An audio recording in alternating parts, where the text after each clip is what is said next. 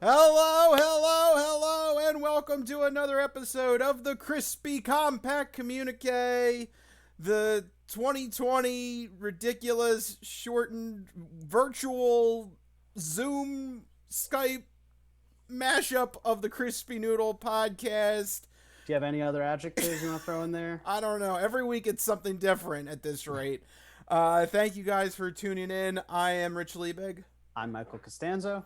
And yes, we are still here to give you some interesting tidbits in the world of sports, entertainment, and odd news. Thank you guys for tuning in on another episode of the Crispy Compact Communique. We do have some interesting news to get to, but before we get into all that, I'd like to do a little personal recap bit, let you know what we've been up to in the past week. So, Mike, how are you doing? Mike is still apparently in the room full of fire and believing that everything is fine. I am still in the room of fire. Yeah. It's that's related to the Eagles. For those of you that are listening on audio and not video, it's the meme where the dog is sitting in a room full of fire saying this is fine. Because we'll get into it, because even though they won, I still have some misgivings about the team. No, really? No, I know, shocker, right? Shocked Pikachu face. But other than that, I've been doing good. So as you know, it's spooky season, getting ready for Halloween. I recently replayed Until Dawn, classic PlayStation 4 horror choose your own adventure game. It's a great game to play with other people. If you have family, friends who aren't gamers, they can sit in and watch the story and make the decisions with you. So it's a fantastic game to play with other people. And this is like the third year in a row that I've played it around Halloween, and I've always played it for like different audiences. So this time my girlfriend and I sat down and played Until Dawn, and we played the whole thing in one day, because it's about 7 hours ish long if you just power through it. Yeah. It's like a movie marathon. Yeah, that's a kind of forgotten game in the last couple of years, but that's a pretty good cast. It even has Panettiere in it. Who is it? Hayden Panettiere. Yeah, it has Hayden Panettiere, the cheerleader from Heroes. And it has yeah, that guy. That guy. I don't remember. Yeah, it's he played Freddie Mercury in the Queen movie. Oh my God, that's right. Rami Malek. Rami Malek. Yeah, I knew he looked familiar. Rami Malek's in it. Yeah, there you go. Oh man, it was gonna come to me. I needed like a couple of seconds. The computer wasn't turning on yet, but there it is. Yeah, he's in that game as well. Yeah, it was a great Sony exclusive too. I don't think that was an exclusive. I think it's a Sony exclusive. Yeah. And yeah, it is what you said. It's like kind of a choose your own adventure / movie / experience, perfect for Halloween. Oh yeah. It's got a great story, lots of great twists. I mean, it's always fun playing with someone who's never played the game and like hearing their thought process. And I'm just like, oh man, just wait. I'm thinking in the back of my head, just wait. It's gonna get so good. Yeah. Yeah, I don't want to spoil anything for anybody, but it's a perfect blend of a couple different classic horror genres. You at one point go to a sanatorium. You have the teens stranded in the cabin in the woods on the snowy mountain. You have some weird supernatural stuff. You have psycho killers. It's got a lot of great stuff packed into it. Yeah, and some of the decisions that you make actually will influence how some of the killers will actually try and kill your characters, which I thought was a great touch. It's really cool. So I'll just leave it at that. Yeah, that is a pretty good game to play right now. Perfect for spooky Halloween season. Absolutely. Good call, Mike. Good call. Yeah. So that's what I did. I actually did that instead of watching most of the Eagles game. But what have you been up to, Rich? Yeah, that's pretty much par for the course. Yeah. Yeah. What did I? Oh, you're in my position now. Yeah, what did I do? I forgot what I did this past week. So it was my friend Kat's 30th birthday. We had a little party for her. Happy birthday, Kat, if she's watching. So that was fun. That was busy Saturday. And then Sunday I watched the South Park COVID-19 special that they had. It was pretty funny. Yeah, is it worth a watch? I think so. It harkens back to classic South Park humor. The funny bit is that if you have HBO Max, Apparently one of their partnerships is with Comedy Central. So right there, if you're looking to watch it, hop onto your HBO Max. You can go watch the whole thing without ads or anything. Perfect. Nice. That's right up my alley. So for someone, I've never watched much of it. Do you think that the episode holds up for those who haven't been watching the series up to this point?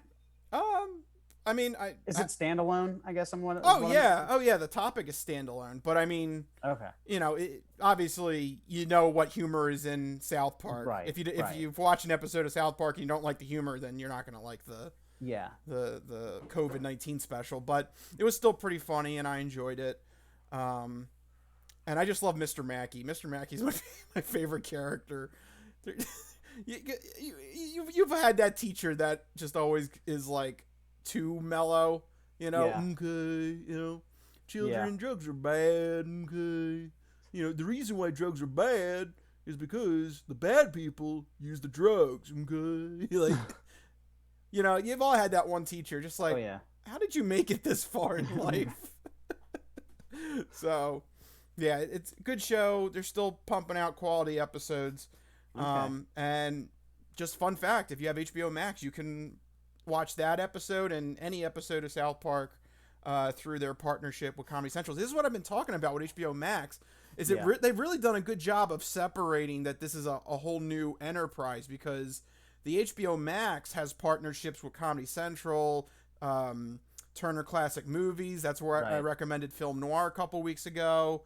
Stuff you can't find on just regular HBO. Right. So it's definitely an interesting package they put together. So definitely worth your time to explore HBO Max if you kind of forgot about it. Maybe just purchase the HBO subscription. You forgot you had it. Make sure you download it and explore, because there's a lot of great content on it. And that's a good point for anybody that's already subscribed to HBO through cable. You get HBO Max included for free. Right. I mean, that's how I got it. My parents have HBO, so we have the HBO Max app. So make sure you, like you said, go download the actual app and check it out. There's a lot there. Yeah. There's also partnership with DC Comics too. So there's a couple of shows there to watch as well.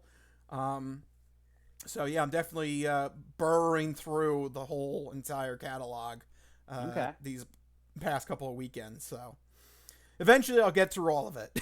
That's my goal. You'll watch all the content. Okay. Eventually. And you'll give your full review. Yeah, eventually. Okay. But there you go. Quick little intro bit, let you know what we've been up to. Let's get to some news topics. I can't wait to talk sports, because it was a crazy week for football. It truly, I mean, really, one of the topics we're not even going to talk about is the whole fact that a whole game got rescheduled and bye weeks got moved around, and yet that doesn't seem like the craziest thing to happen in football.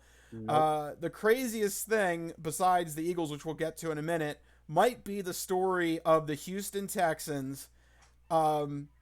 And they finally got rid of their head coach, Bill O'Brien, after a horrible start to this year. But really, 2020 has been probably the worst year ever for an NFL team for this Houston Texans team. Yeah, they've had a really rough go of it. I know that Bill O'Brien has been at the top of your shit list, so I'm going to give you the podium here, Rich. I mean, look, I'm not. So look, me and Mike, we both have kind of athletes. We irrational hatreds. Like to rag on, but with Bill O'Brien, this is legitimate. I couldn't believe that Bill O'Brien had his position of power for this long. Not only was he the head coach of the Houston Texans, but in the past year, he was also given the rights to be general manager. So he has, up until he got fired, he had full control over roster moves, draft picks, the whole 9 yards. That kind of authority is only usually reserved for like a Bill Belichick and an Andy Reid, and that's it. Right. Maybe Pete Carroll. I don't know. Pete Carroll, I believe. Does he have the same thing too? Yeah, but those three, that's it. So we're talking about people that have, substantial credentials to do so. Not Bill O'Brien. And for some odd reason, the Houston Texans were like, he's won a couple of divisions for us. let's give him full general manager control. Okay. So initially in 2019, it seemed pretty good. They had another decent year, another division title. They make the playoffs. Deshaun Watson's looking pretty good. And we get to January 12th, 2020, before even COVID happened. This is still in the nice pristine era where we didn't know COVID. We didn't know anything about this, that the atrocity of this year was going to unfold. January 12th, 2020, they're playing the divisional round of the NFL playoffs against the Kansas City Chiefs. Oh, man. Mike, do you remember what the score was at one point? Do you remember how big the Texans... It was a lot to a little. I don't remember actual numbers, but it was pretty bad. January 12th, 2020, the apex, this is the top that Bill O'Brien ever gets, is he's up 24-0 against the Kansas City Chiefs. Man, life is looking good, right? You'd think so. But no. This is the moment. No. I don't know what happened. I don't know the sins of Bill O'Brien all finally came, and karma, just everything just started hitting him like a bitch, because after that moment, everything goes downhill. So first off, in that game, January 12th, after they go up 24-0, Kansas City scores 51 points. I remember that. I remember watching part of that game in a restaurant and going, oh my God, what is happening? 51 points. Yeah. Final score to that game was 51-31. They tacked on another touchdown. Mercy touchdown. Mercy touchdown.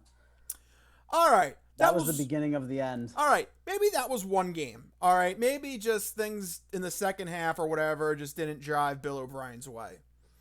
Well, unfortunately, things got worse because the general manager, Bill O'Brien, realized that he had control over the roster, and on March 16th makes one of the dumbest moves I think we've ever seen in the modern era in terms of roster control, and he trades away elite wide receiver, 3-time All-Pro wide receiver DeAndre Hopkins to Arizona simply for old running back David Johnson, who was coming off an injury-riddled season, and a second-round pick, which he then flipped for Brandon Cooks, another injury-ridden wide receiver.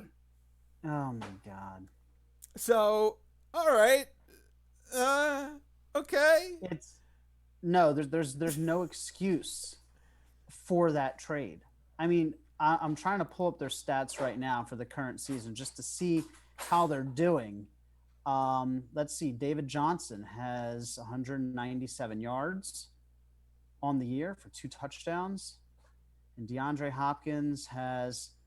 Well, DeAndre Hopkins, I think he has a little bit of a hammy issue or something. He still has almost 400 yards in 4 games. Still, that's pretty good. So, double the output of the other guy. Yeah. So right there, people started wondering, should this guy be in charge of an actual NFL roster? The answer is no.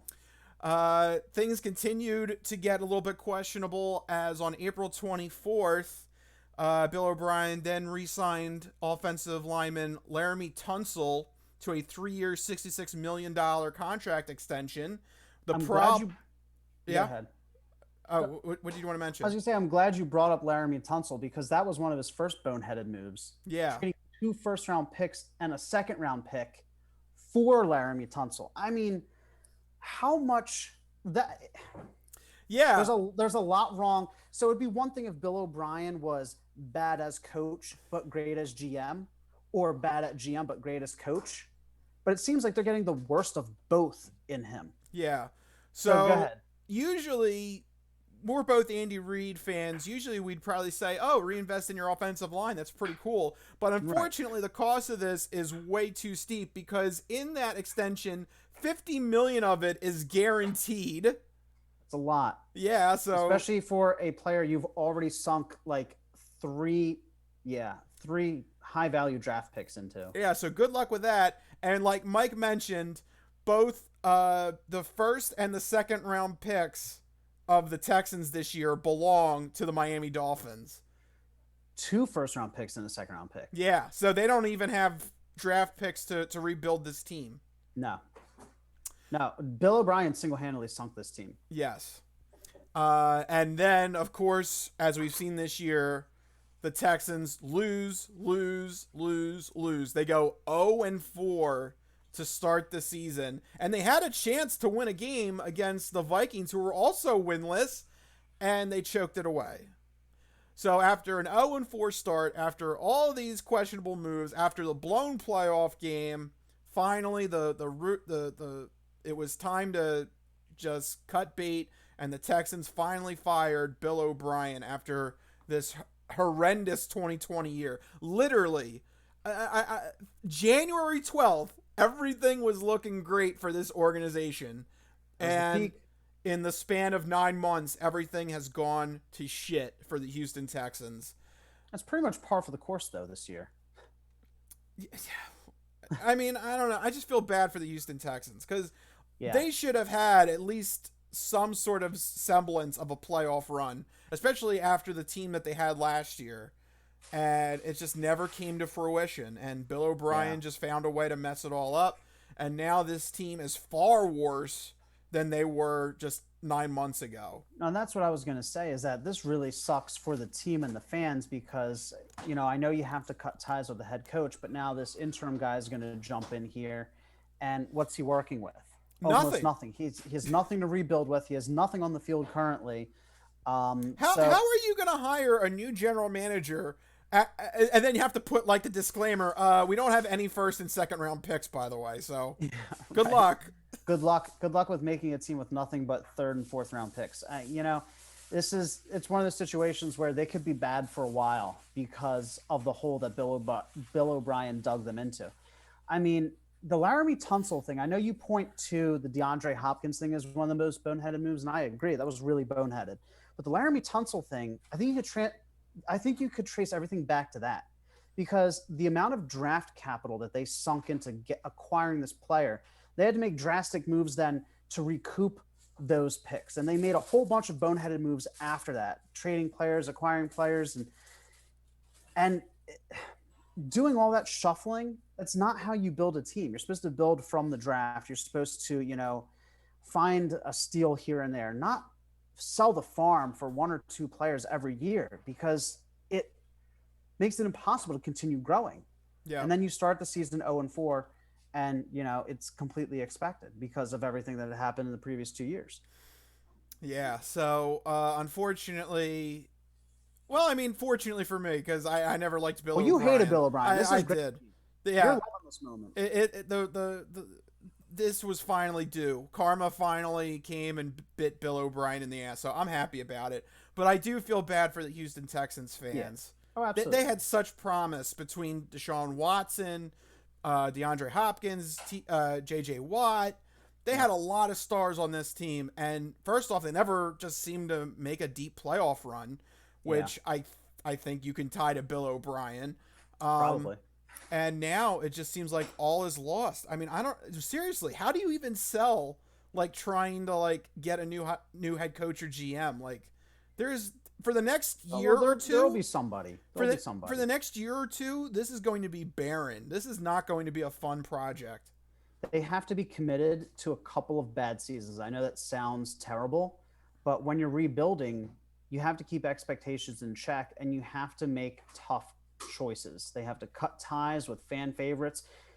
You know, they have to try and trim the fat, and they have to try and get lean so they can save up money to, you know, get a couple of key free agents. They can trade away some big name players to recoup some of those draft picks, but they have to start taking action now, or else it's just going to keep getting worse. Yep. So speaking of all of the moves that you need to make that Mike just mentioned, that might be sound advice coming from Philadelphia Eagles fans, because things were looking dead in the water for the Philadelphia Eagles going into this game against the 49ers. But, you know, I said to Mike at some point during the week, I think we were talking about betting on games or something, and he said, oh, why don't we bet on the 49ers? And I said, I don't know. This is probably one of those games where the Eagles aren't supposed to win and they end up doing it. Yep. And that's exactly what happened. Yep. The Eagles pull off this win. We both talked about it on the podcast. We both picked San Fran, but we were both like, the Eagles might win this because they're not supposed to. Yeah. And they did. They snuck past the 49ers, a very injured 49ers team, 25-20. So I just want to, can I go over my brief Sure. eyewitness account of this? Eyewitness account? Okay. I watched this game and it was 8-7 for the longest time. I think it even went into the third quarter where this score just stuck at 8-7. Yeah. And I just got sleepy and I was just like, F this. Like, I can't believe nothing was happening. It was another pathetic performance. But it was by everybody. Yeah. It was like nobody was doing anything. Nobody wanted to win. So I went to bed. I became an old man, and I tuned out and I went to bed. Right before I go into deep sleep, I hear a scream from my mom. Oh my God! Wakes me up, and I'm like, what is happening? And she's like, I can't believe you're not watching the game. The Eagles got a pick six. Oh my God! And it was the pick six with Alex Singleton. And that is one of the worst NFL plays I have ever seen. I have been following football now for 24 years. That was the most egregious quarterback read, one of them I've ever seen. And it was rightfully so because Kyle Shanahan benched him after that play. He threw in the third string quarterback after that move. That shows you how bad that throw was. Yep. So here is just my quick recap. Eagles won. Good for them. But don't get your hopes up. This was a game that Nick Mullins, the quarterback, lost. The Eagles did not win this game. I'm sorry.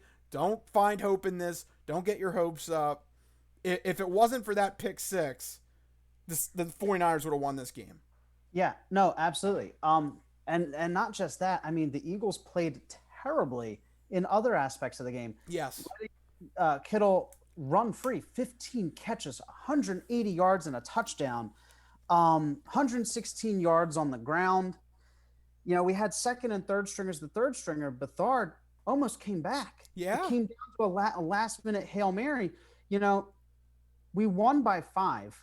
But if you take out the pick six, if the Hail Mary goes a different way, all of a sudden this score is completely different. I mean, we had no answer for Kittle.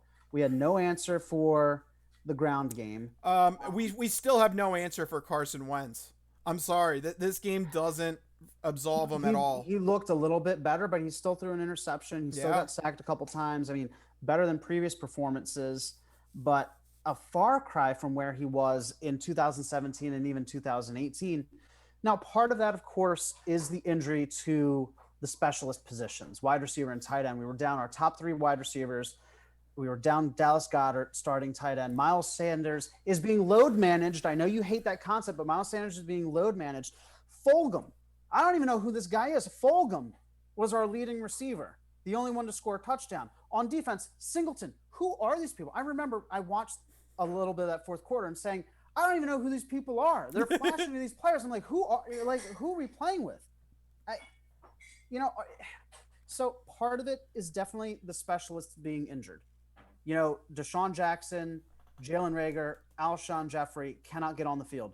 Zach Ertz has been non-existent. All right. He's not done anything. 4 receptions for 9 yards. Do you think they're gearing up to trade Ertz? If this season goes south, I don't see what's stopping them. Because we mentioned in the previous segment about how you have to make some tough decisions and you have to cut some fan favorites. Heading into next year, there's already talk about us being $60, $70 million over the cap. Zach Ertz wanting to get paid. Is this the type of season 1-2-1 where you start to look at players like Brandon Graham and Zach Ertz and you go, decisions have to be made. Are we going to be missing a few fan favorites, judging by the way this season's going? Or do you see us, because we are in first place now? Yeah.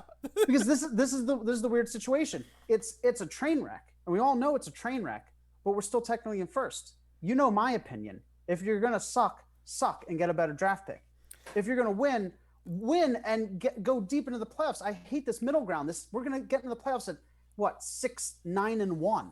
But Mike, see, here's or 7-8-1. Here's the problem with your strategy. What happens if everybody in the division also has the same strategy? Because that's what it seems like. They do. Everybody in this division is losing. I'm glad you brought that up. The Eagles and the NFC East as a whole have actually a historically bad start to the season with a combined record of 3-12-1.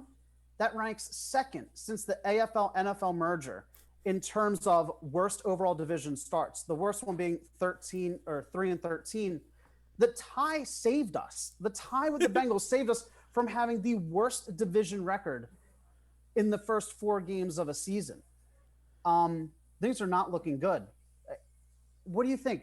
Should the Eagles, not that I would ever advocate losing, but is this a season worth saving with all the uncertainty, all the question marks, all the injuries, the cap issue looming next year? Do we try and save this, or do we just sort of like shrug and let it be? I hate to say it, because this is probably the time when you would want to have a clear direction where you're going. But unfortunately, you can't argue against the fact that right now the Eagles are in first place in the division. I mean, it's a self-fulfilling prophecy. You can't. I hate it. You can't tell the team, no, we're not going to go for the division, even though we're in first place. Right. You know, that you can't do it. No. But at the same time, it's just like, man, if the Eagles were in any other division, this would almost be a death sentence. Just like this season's any other division, this would be like, you know what? Why even bother trying in this division? Let's just sell the farm and get what we can. But in this weak division, 6-9-1 can win the division. But for who? For what? I mean, you know my argument. I don't like making it to the playoffs just to get eliminated in the wild card by a clearly superior team. What's the point in tricking the fans and the ownership that we're actually good and competitive, and we just string along 8-8 seasons back to back to back to back? It's not even 8-8. It's going to be like 6-9-1. We can win the division. We could easily win the division at 6-9-1 or 7-8-1. With the way this is going. Stock of the NFL. We're going to get eliminated in the first round by a much better team. But then we'll be like, but we made the playoffs, ... But like, not really. Not really. But you know what it is? You stop Dallas. See, this is why, actually, in a weird roundabout way, this is one of the best things about the NFL with their division alignment, is the fact that they kept rivalries in. Yeah. Remember there was like a cry, I don't know, like 15 years ago, where people were like, why don't they actually do the divisions based on their actual location? Like geographic, yeah. But here's kind of the reason why. I personally, as an Eagles fan, I do not want to see Dallas win this division. I think it is hilarious if the Eagles win this division at 6-9-1. And prevent Dallas Dallas from winning the division. Like, to me, that is kind of worth the sacrifice. Last year was amazing for me. I loved the fact the Eagles won the division with a couple of guys from Wawa against Dallas. Yeah. Oh, that was amazing. Oh, absolutely. So, in a way, kudos to the NFL for sticking to their guns with the division realignment, with keeping rivalries, because this is the effect. I don't want to see Dallas win this division. Right. If the Eagles can turn it, this is the thing. I just want to know now how much I need to be invested in this season. Well, Mike, we can change that with how much money you bet on the football games. That's fine. We can artificially make that. That's fine. Don't worry about that. We'll just lower our bets. Right. Or raise them if you want more stakes. Or raise them, yeah. Right. That's all you got to do.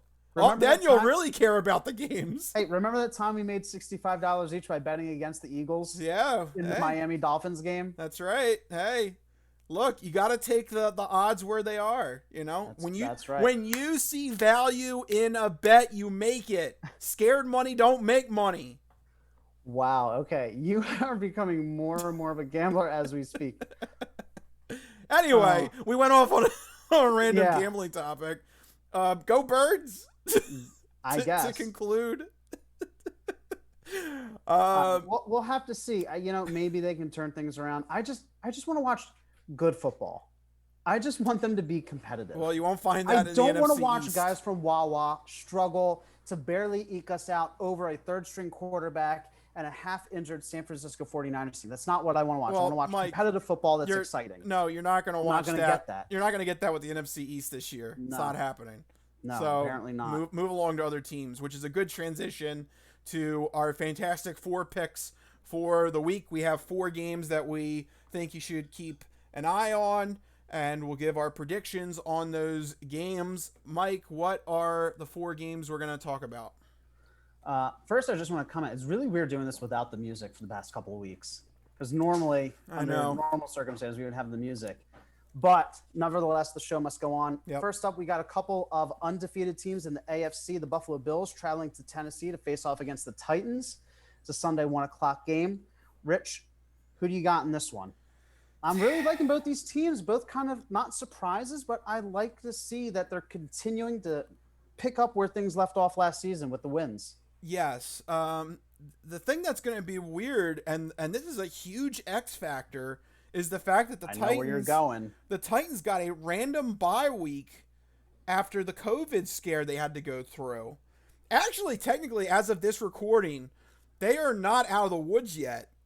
Yeah. If another positive comes back on the COVID testing, this game gets canceled again. So wow, this game might not even happen. So keep that. I think I know what direction you're going then. I'm just gonna say, just for the sake of the Bills, they've had everything stayed the same. They've had their schedule stay the same. And Josh Allen is actually having a really good year this year as the Bills quarterback. He might jettison into a top 5 or 6 quarterback player this year. He's been that good so far. So I'm just going to go, just for the sake of consistency, I would be more comfortable leaning towards the Bills on this, because I just don't know how are the Titans going to look. They haven't even really had practice during this whole time since they had the impromptu bye week. So it's going to be weird. You're absolutely right. Too many questions, too many unknowns. How are the players going to be feeling? What's their schedule been like? It's Bills. It's easily Bills. I mean, right? I wouldn't say easily. Not easily, but the fact is the Titans have a lot more question marks and wild card variables that could factor in this game. Whereas the Bills have been pretty steadfast. Their defense has been consistent. And Josh Allen is having a good year. So it's definitely Bills, but I wouldn't say 100% it's going to be a blowout or anything like that. Okay. Well, next up is another tough matchup. We have the Indianapolis Colts traveling to Cleveland to face off against the Browns. Never thought I'd be saying that, but they're both 3-1 early on in this year where you can't really predict much. The Browns coming in with the best rushing attack, the Colts second best defense in the league. Rich, I never thought we'd be talking about these two teams after the past couple of years, but here we are. Who do you got, Colts or Browns? This is really interesting. Both these teams are similar in the fact that they both lost embarrassingly in week 1. And then it was a wake-up call, and now both of these teams are on a 3-game winning streak. Browns, got to give credit to them. They put down the Cowboys. I love that. That was fantastic to see. 49 points they lit up on the Cowboys. Crazy. That Dallas defense is non-existent. Unfortunately, this is going to be a complete 180 because the Colts defense is legit, is real, and I think they've been getting better each week, which is something you dread to face as an opposing offense. Between the defenses and the fact that I still am not 100% buying Baker Mayfield as a steady quarterback, I would rather go with Phillip Rivers and a strong defense. And also, Phillip Rivers, the last 2 games, he's only thrown 1 interception, I believe. I remember off the top of my head. So he's been doing a better job at trying to reduce his famous interceptions, gunslinging, just throwing it up in the air and seeing what happens. Yeah. So yeah, I'm gonna go with the Colts in this. Defense, steady quarterback play. Frank Reich too. He's done a great job turning that Colts team around. I'm more comfortable going with Colts than the Browns in this one. Yeah, and I want to point out that the Browns put up 49 points on the Dallas Cowboys, but they also gave up 38 to the Dallas Cowboys. And I really like you called out Frank Reich. We know his talents as an offensive play caller from his time here in Philadelphia.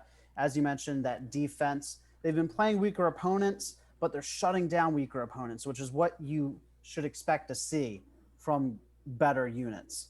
That's what good teams do. That's what good teams do. That's right. It's interesting. My dad earlier today asked if the Eagles beat a real opponent this past weekend. And I'm like, every NFL team is a real opponent. You know what I mean? Except the Jets. except maybe the Jets. But the point that I'm getting at is that the Colts defense, you can't say that they're, only good because they're playing bad teams, because they're still NFL teams and they're doing to these weaker NFL teams what good teams do to weaker NFL teams. I'm gonna take experience and Frank Reich, and that defense wins games. And against the Cleveland Browns, who struggled to stop the Cowboys from putting up a ton of points, they luckily scored more. But I don't see that being a repeat here with these two teams. So in a closer matchup, I'm going with the Colts as well. All right, what's the next one? Next up, we have this one should be really easy. You know which way I'm going. It's the Minnesota Vikings at the Seattle Seahawks. It is a Sunday night game, prime time. I don't know why they're putting Kirk Cousins in prime time. I'm just going to get my pick out of the way now. It's Seahawks all the way. Russell Wilson in Seattle. The Seahawks are 4-0. Minnesota Vikings are 1-3. They've done nothing. They barely eked out a win against the winless Houston Texans. I mean, it's got to be Seahawks. That's my pick. Yeah, it's probably going to be Seahawks, but I will at least give Vikings a puncher's chance in this, because they're starting to realize that if they're going to have a chance at winning games, they've got to channel Kirk Cousins to Justin Jefferson, their draft pick from the first round of this draft. He is a great compliment in that offensive game, and if they need to use him more and get the ball towards him, because he's obviously making plays to better than Humphreys. Humphreys is now the wide receiver one. Before it was Stephon Diggs and Humphreys as the 1 and 2. Now they're starting to realize that you can't just rely on Humphreys as your wide receiver one. Jefferson has to be a focal point in that offense. They're starting to give him more targets in the last 2 games, and they're getting better traction in their offense. But I still think you got to go with Seattle. Russell Wilson has looked pretty much unstoppable. Just the firepower of that offense. Yeah, he could be an MVP candidate. He keeps it up. So yeah, I'll definitely lean more towards Seattle. But Vikings have a puncher's chance if they can. Monkeys, no, absolutely not. No. All right, well, good. Kirk Cousins, he's such a waste of space on an NFL roster.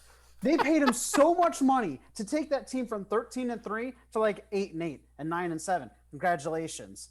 Most times you get a big ticket free agent. You talk about how many wins he's going to give your team. I remember when Peyton Manning went to the Broncos, and like, oh, just signing Peyton Manning, that already gives them another 4 or 5 wins. With Kirk Cousins, he goes in the opposite direction. You sign him, you get negative wins. You have to account for losing games when you sign Kirk Cousins. But he helps your fantasy team. That's why he's the worst. He's literally the worst. He can throw for 4,500 yards, but when it comes down to it, so frustrating. Anyway, I got to center myself for this next game, because this is a tough one to talk about. It's our very own hometown Philadelphia Eagles traveling to our in-state rivals, the Pittsburgh Steelers.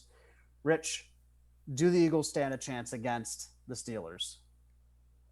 No. I'm going with Steelers. What a shocker. Yeah.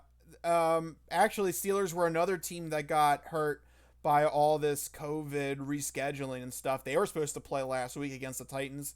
So they're on a little bit of a weird bye week as well. But they didn't have players with coronavirus. That's the difference. It was an actual bye week for them. Right. And the Steelers still have a top 10 defense.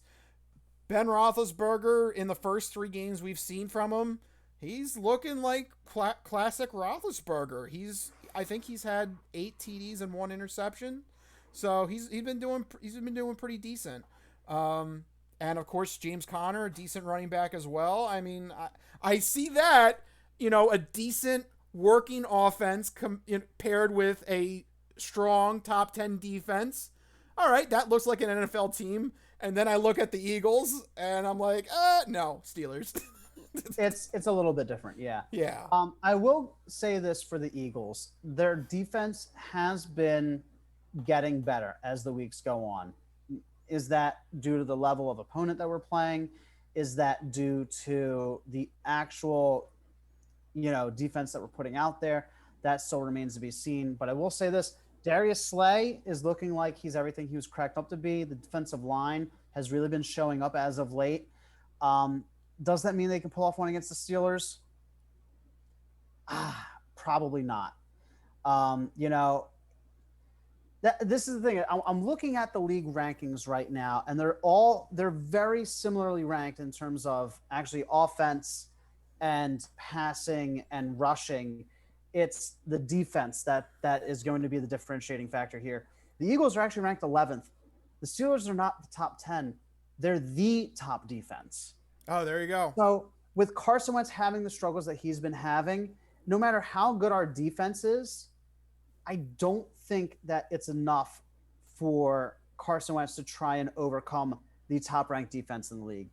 So it's not a shock that I'm going with the Steelers here as well. All right, there you go. That is our fantastic 4 picks for week number 5 of the NFL season. And just to spite us, the Eagles will win. Yeah, right. Hey, go ahead, do it. That's fantastic. But those are our picks. That's what we're going with for the upcoming week. Let's leave the sports realm and let's go to entertainment, where unfortunately we have a pretty big death to mention. Especially for someone like me in the rock industry. This was definitely a big blow. The guitarist for Van Halen, Mr. Eddie Van Halen himself, unfortunately lost his bout with cancer and passed away at the age of 65. This definitely hurts in the rock community. He goes down as one of the best guitarists of the rock era. Yeah. Just some things I guess mentioning off the top of my head. I'm not like the crazy diehard Van Halen fan, but I definitely enjoyed their catalog. I enjoyed their music. Their album 1984 is a must. Great hits. Yeah, that's a must-have to have in your collection, whether it's now on Spotify or anything. But me personally, that was definitely a must-have CD in the car. That had Jump, Panama, Hot for Teacher, All Wait. I love that album. That's definitely up there and one of my favorites. I mean, those songs right there, classics. Yeah. This definitely hurts. Just to see a legend pass away at the age of 65. Mike, you have any thoughts? No, it was very shocking seeing the news come across my phone, and it does. It sucks. You don't realize how many amazing songs, some of these musicians have been a part of until you really go back and look at your music library and look at your collection. And you're like, wow, these figures have been parts of so many iconic songs. It's a shame that it always takes a death for you to look back and be like, wow, yeah. Well, another thing, just to spin off on that, is Eddie Van Halen did the guitar solo for Michael Jackson's "Beat It," and exactly. you probably would have never realized it unless you actually did the research and went and looked into the composition of how that song was created. Yep, exactly. And it's funny, you don't realize it, and then when you know it and you go and you listen to the guitar in that song, you're like, oh yeah, that's clearly Van Halen. And that speaks to his musical identity. It's like you can always pick out that super fast, like he's just so precise. I think of the instrumental piece, Eruption. Yeah. I mean, it's such a technical master of guitar playing. Just Yeah. known for those lightning fast, solos. Just the tapping method. the finger tapping. Yeah. Yeah. Yeah. That he pretty much, that was his signature style, was doing the ridiculous tapping. Yeah. On the electric guitar. So I mean, if you played Guitar Hero, that's where that's from, you can credit that. Yeah. Guitar Hero had a full-blown game dedicated to Van Halen. That's how influential. Yeah. Yeah. That's how influential. I forgot about that. Yeah. No. He definitely left his mark on the music industry. So yeah, this week it's a bit of sad news, but celebrate his legacy by listening to some classic Van Halen tracks. Yeah, definitely pop on 1984 or one of the other great Van Halen albums and drive around and blare it loudly. That's how you enjoy Van Halen, in my opinion. Absolutely. So there you go. We salute you, Eddie Van Halen. 65 too young. Yeah. Too young. All right, so we move away from one passing to potentially another passing in the world of movies, because on the heels of a major announcement from the James Bond franchise that they were going to postpone No Time to Die, the next Bond installment, till 2021, Regal Theaters also announced in conjunction that they are going to close movie theaters again. Yeah. So this is sort of what this encapsulates a few different topics that we've been following. The classic one is the whole pandemic movie theater issue. Is it safe to go to movie theaters? It's always been a little bit of a question mark, and Regal's deciding, you know what, we're going to close up shop again amid the coronavirus pandemic. And you're right, this comes in tandem with the news that No Time to Die is being delayed again.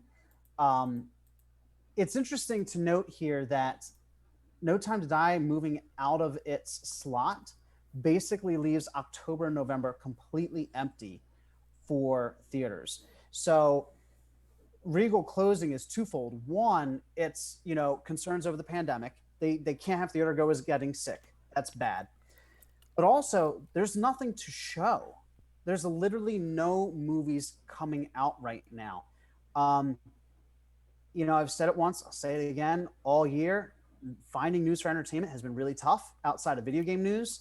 There's been very little in the way of new movies shooting, movies coming out, TV shows, shooting and coming out.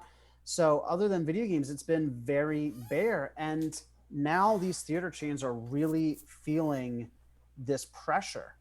There's talk, analysts are claiming that movie studios, the production studios, will have to take a hit in order to keep the theaters alive, because now the question is, can they weather much more of this storm? It's one thing to be closed. It's also another thing to have your slate completely empty. So even if you do open up, there's nothing to convince people to go to theaters. Tenet tried it, and they decided it's not worth it. Word just came down, they're releasing the Blu-ray in December for Christopher Nolan's latest blockbuster film. So he was like, that's kind of shocking for Christopher Nolan, who doesn't even like doing stuff digitally. Yeah. To just straight up give up with the theaters. So it's very trying times for the theaters. On the other side, AMC and Cinemark, the other two big theater chains, they've announced that they're staying open. Staying open for what? Well, that remains to be seen. Yeah, I don't agree with, they've been trying to lure people back to whatever the anniversary of movies was. So, like, I knew off the top of my head, they were re-releasing Empire Strikes Back or something. Yep. No offense, it's like, how many times do you have to go see it? I'm not going to pay money to rewatch Empire Strikes Back. If Right. I want to watch Empire Strikes Back, I'll going to watch it. Yeah, I'm going to pull out my dusty old Blu-ray. But which version? The gold VHS, the silver VHS, the director's cut, recut? I probably have them all in my basement. So I have a plethora of options. or go to Disney Plus and watch the Star Wars collection on there. Probably in 4K. And yeah, it's probably right. It's probably in better quality. So it doesn't. I don't know. It doesn't make sense to try and pull on the heartstrings. Really, the whole point of going to see a movie was trying to see a new movie, or you want to see the new blockbusters, right? Or maybe the other thing is a movie that was designed to be on a theater, like a Hateful Eight, like a Hateful Eight or a 1912 or something like that. But that's Inception, not something like that. Yeah. But right now, that's not a good selling point with COVID. It's not. It's interesting you brought up the tugging on the heartstrings thing. There has been a big push for nostalgia. A lot of theaters are doing like these anniversary re-releases and come relive the whatever decade it is, and they're trying these fun gimmicks to get people into the theaters. But at that point, and I understand the dilemma because they have employees, they have shareholders, they have physical locations that they have to try and keep open. They have to try and keep them afloat. But it's almost worse to keep them open and running all that equipment and making popcorn for what?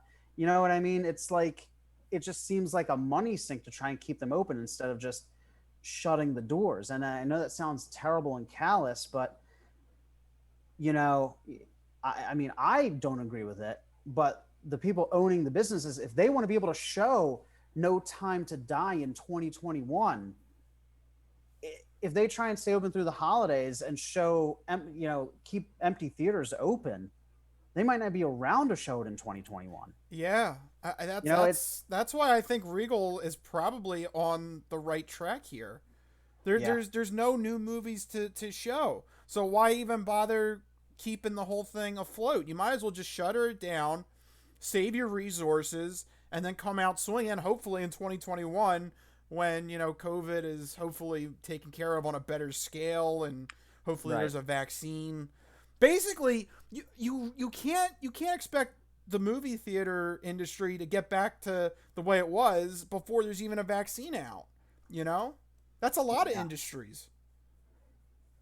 Yeah. The other thing here that I want to bring up is this. So I mentioned briefly at the top of the segment about movie studios taking a hit to keep theaters open. So this is actually an interesting crossroads here, because the studios, they could decide,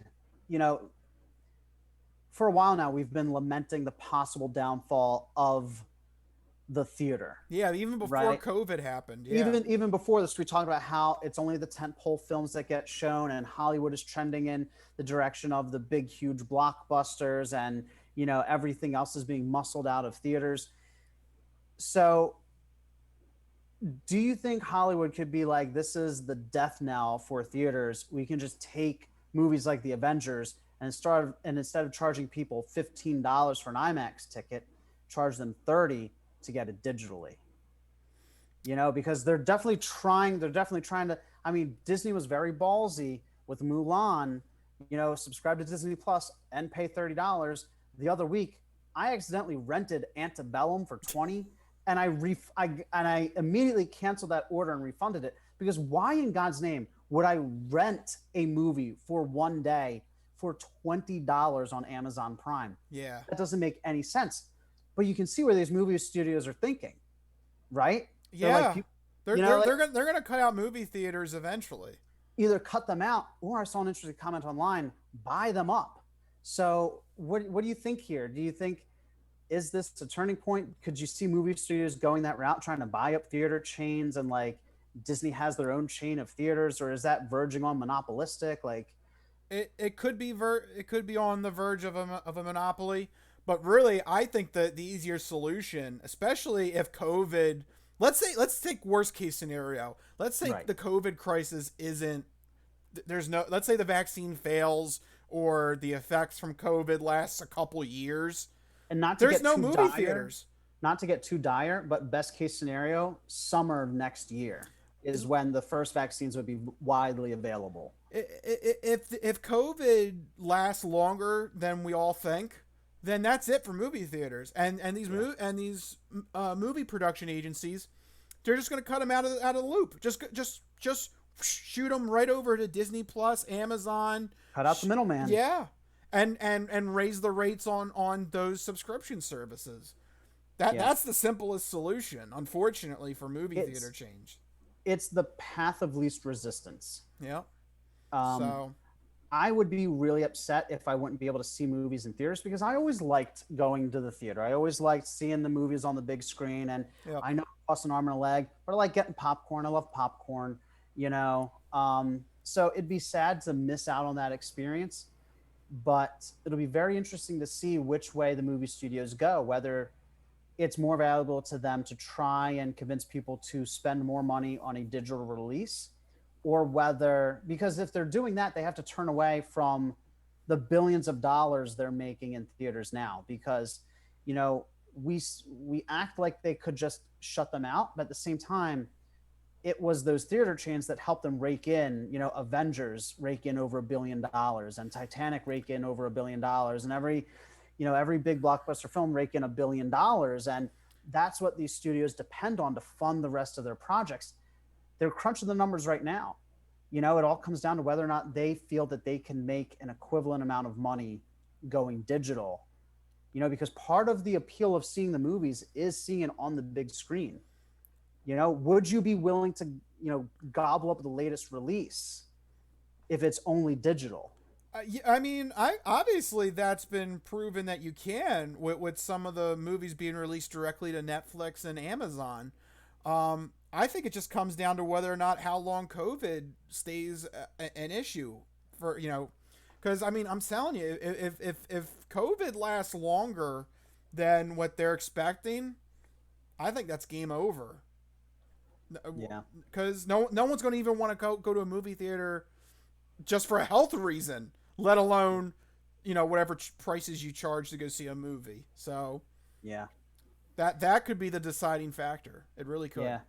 And some analysts are calling for the studios to just release their movies into theaters. You know, keep the theaters open and release the movies and just expect lower returns.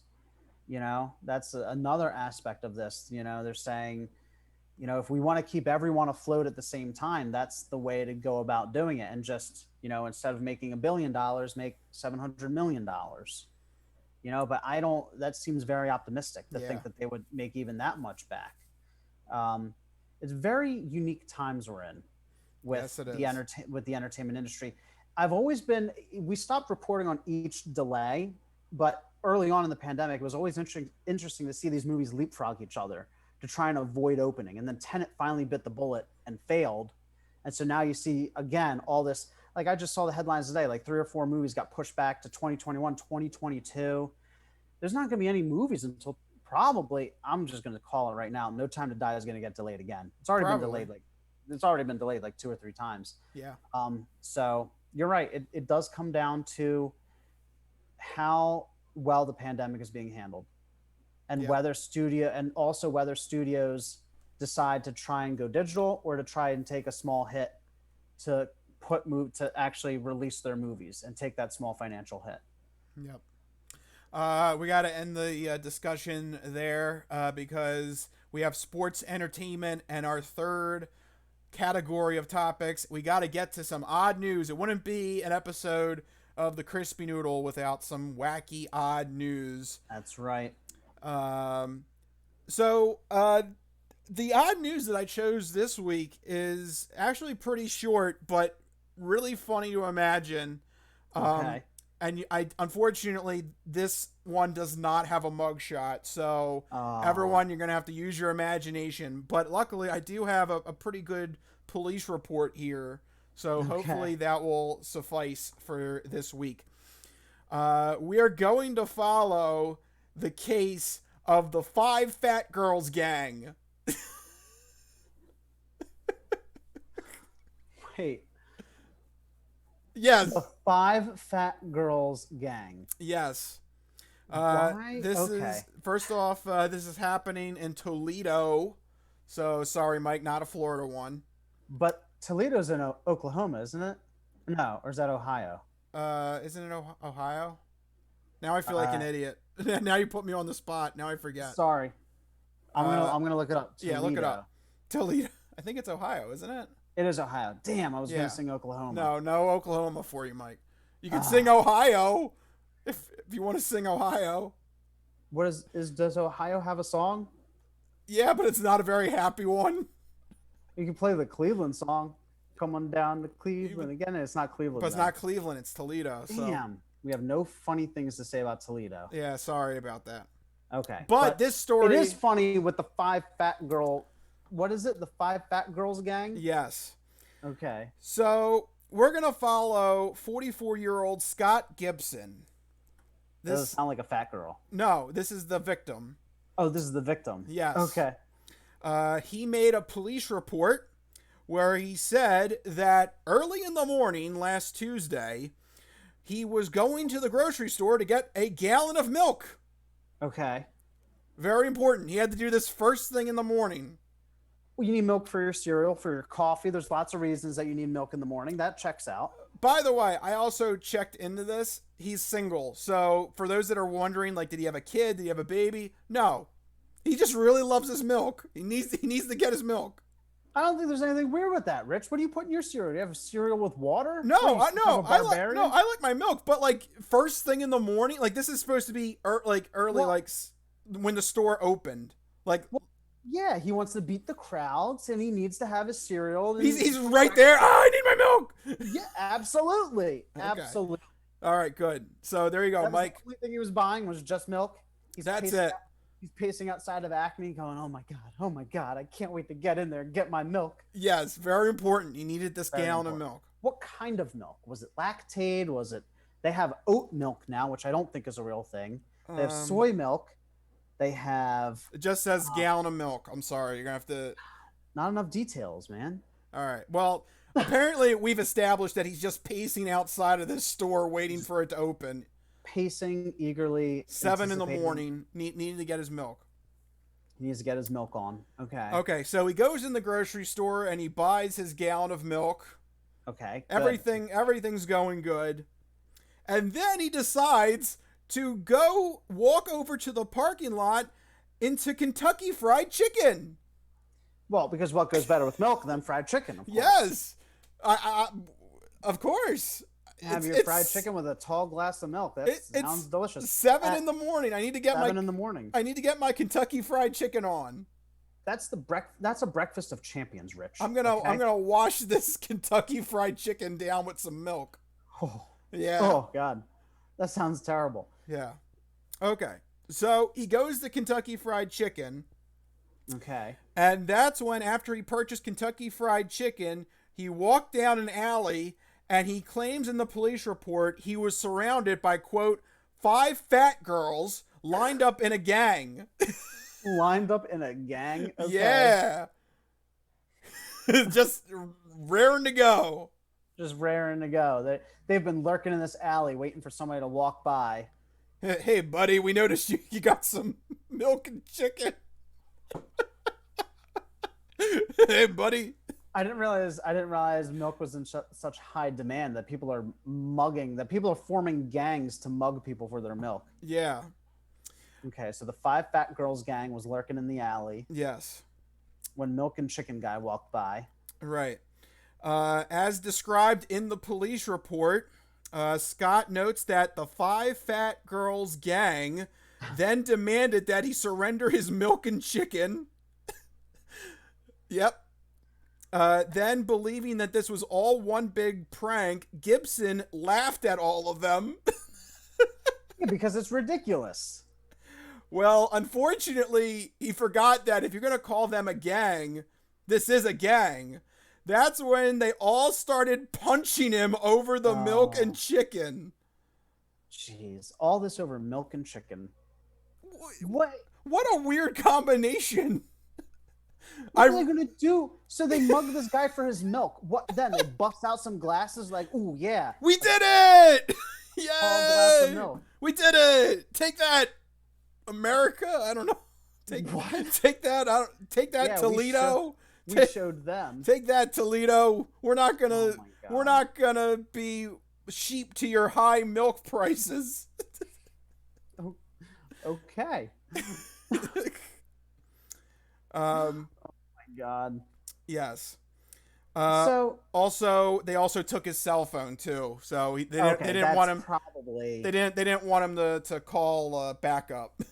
So that's when he went back into the KFC and asked for their phone to call cops, and he filed the police report.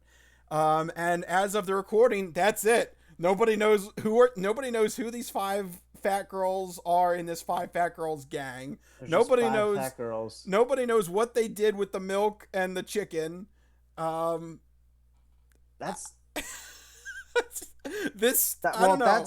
that's how they got to be five fat girls, by mugging people for their fried chicken. Toledo, you guys must be a hell of a city. I don't know what's going on in I there, I but know I can't explain it. He got mugged over milk and chicken. yeah, milk and I chicken's a mean, commodity out why there. not? Why not the money? Why not his wallet? I mean, they Yeah, also, I guess they took the phone too. It was probably more for the phone than the milk and the chicken. But why take the milk and the no, chicken? they specifically asked in the police report. He claims they They specifically specifically asked asked for the milk and chicken. surrender the milk and chicken.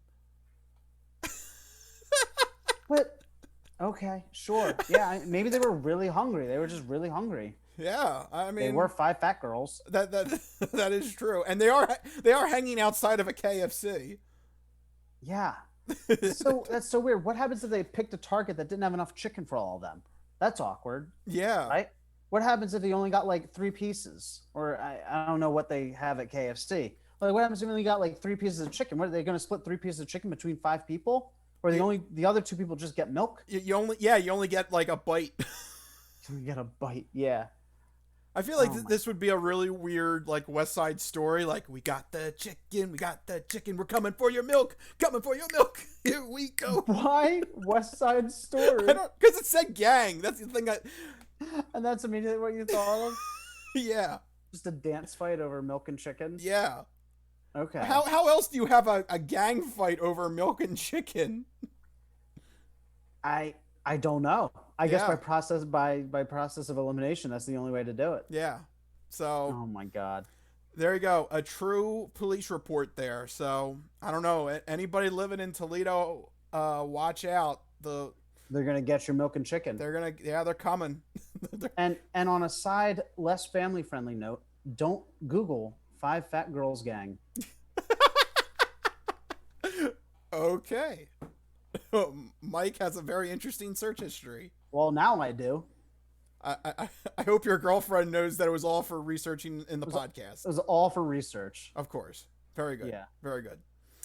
And there you go. That's the odd news I have for you this week. Make sure you keep your milk and chickens close to the chest. Under lock and key. Yep.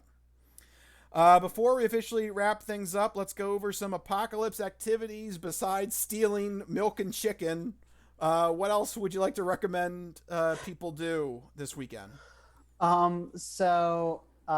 I started at the top of the show talking about the Halloween season, continuing with that theme, this weekend I'm going to the Bates Motel here in Pennsylvania. They do a haunted hayride, haunted corn maze. They have the haunted house.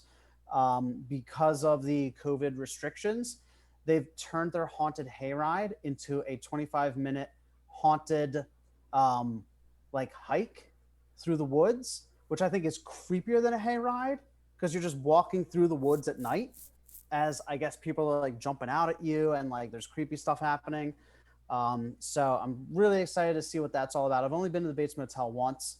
I'm excited to go there again, but there's tons of fun outdoor activities to do during this fall Halloween season. You have, like I mentioned, stuff like the Bates Motel, corn mazes, pumpkin picking, all those classic things. So tons of farms in the area to go and partake in some of the fall festivities. Right up your alley, Rich. It's all nice, cool weather, Yep. Spooky time at night. So you don't have to worry about the sun beating down on you. You're basically a vampire. I am, except I like garlic, so I don't know. Oh, you can't be a vampire if you like garlic. I love garlic, yeah. Yeah. So I can't be a full-blown vampire. That sucks. But at least you get garlic. Yeah. But that's what I'm doing this upcoming weekend is going to the Bates Motel, doing some fun fall activities, Halloween activities. What do you got for apocalypse activities? So something I want to recommend to people is a show on YouTube called Puppet History. They're by Puppet history? Yeah, Puppet History. Like the history of like puppets. No, well, it's the other way around. It's history told through a cute little puppet. Oh man, that sounds amazing. Yeah. It's made by the guys from Watcher and BuzzFeed Unsolved. You love those guys. I do. I love those guys. They are good. And they're funny too. And they came up with this cute little show where a little puppet professor gives you a deep dive into some historical topics that you probably never really gave deep thought into. It's really cool. That's so cool. They just wrapped up their second season, so you can literally binge watch 2 full seasons of this show on YouTube. See, this is what I do. I like to wait until the season is actually completed, and then I recommend it, because I hate it when you get I have a call. I hate it when you get addicted to a show and you can't watch the next episode because it didn't come out yet, you know? Yeah. So I always very true. I always like to wait till the end of the show to recommend it in Apocalypse Activities, so you can binge through the whole series. So yeah, there's 2 full seasons of Puppet History that you can binge. Good, because I'm almost done the. It's taken me a while, but I'm almost finished the BuzzFeed Unsolved. So I'm running out of episodes. I've been trying to drag it out, but I'm coming down to the end of both the murder mystery ones and the supernatural ones. So I'm gonna need something else from those guys. There you go. Perfect transition. You can go right to Puppet History. Yeah. And the little professor's so cute. I love it. It well, that is essential. As the girls say, it kills me. Okay. I think that's what girls say. Is that what they say? I don't know. You didn't sound very convinced. I don't know. I think I heard a girl say that. I don't remember. It kills me? Yeah, like something so cute it kills me or something. Oh, I think that's a thing. I think girls still say that. I don't know. Why are we such old crotchety men? Because we're holding our milk and chicken too tight. Never let go of the milk and chicken, okay? Yeah, never let the milk and chicken go. All right, we're talking about milk and chicken. I think it's time to wrap up the episode. Thank you guys for tuning in onto this crazy road of news topics and outlandish sentences that we come up with. If you like what you heard, make sure you go to our website, thecrispynoodle.com. Make sure you follow us on Facebook, Twitter, Instagram. Search The Crispy Noodle and The Crispy Noodle Podcast, and you will find us there. That's right. You can also subscribe to our channel on YouTube, where you can find the video version of this podcast. But we also still have the audio version of the podcast available on all of the podcast services out there. We're on iTunes, Spotify, Google Podcasts, and Stitcher. So make sure you search for, download, and subscribe to the Crispy Noodle Podcast on the podcast service of your choice or on YouTube. Yep, and we have a SoundCloud page where we have mini noodles. Check that out. Search the Crispy Noodle Podcast on SoundCloud if you want to check those out as well. That's right. So many ways to share and get in touch with the Crispy Noodle Podcast.